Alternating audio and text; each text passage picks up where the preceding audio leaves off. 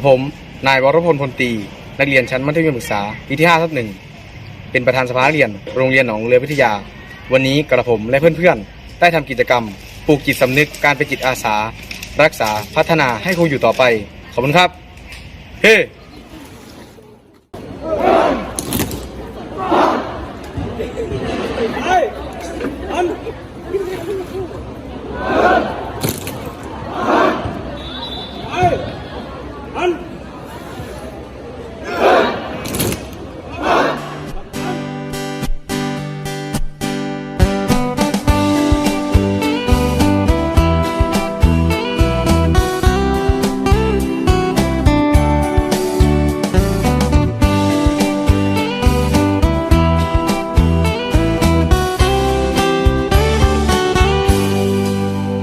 แม้เราเกิด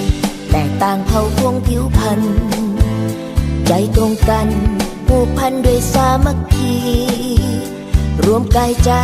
เมตตาช่วยเหลือน้องพี่ความปราณีล้วนมีไม่เคยจืดจางเพราะเราเกิดมาก่อความดีทุกคนคอยเตือนตนฝึกใจไม่เดินหลงทา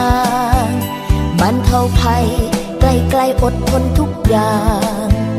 เดินตามทางของคนสู้จนสุดแรงทำความดีกันด้วยหัวใจเราคนไทยรวมใจทุกแห่งรวมพลังกันอย่างเข้มแข็ง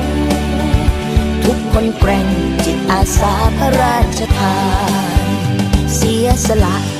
ประโยชน์ส่วนตนทุกคนดังบรรพชนสร้างไทยให้เราสำราญคือแรงใจก้าวเดินต่อไปแสนนานเอาแรงงานทดแทนบุญคุณแผ่นดิน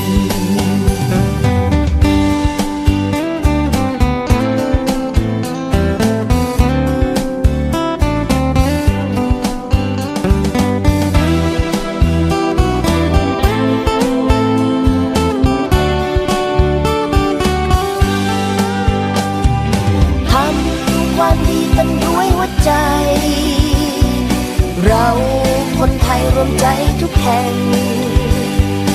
รวมพลังกันอย่างเข้มแข็งทุกคนแกร่งจิตอาสาพระราชทานทำความดีกันด้วยหัวใจเราคนไทยรวมใจทุกแห่งรวมพลังกันอย่างเข้มแข็งทุกคนแกร่งจิตอาสาพระราชทาน